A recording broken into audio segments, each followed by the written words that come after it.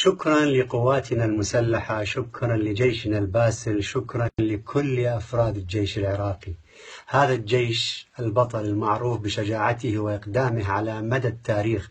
شكرا لشهدائنا الأبطال الذين قدموا دماءهم ورووا بها أرض هذا الوطن الغالي.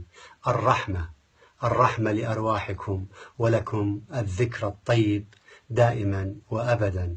شكرا لكم وأنتم تقدمون للوطن وللشعب هذه الهدية الرائعة.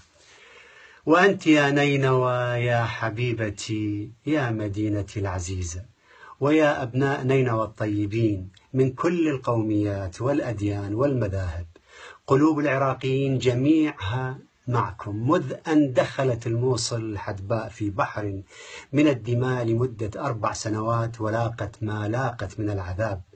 شكرا لكل العراقيين الذين توحدوا وتعاونوا على صنع هذا الانتصار الرائع وألحقوا الهزيمة بقوى الشر والظلام وأعداء الحياة. هنيئا لنا لكل العراقيين بعودة الموصل الحبيبة الجميلة أم الربيعين إلى حضن العراق العظيم.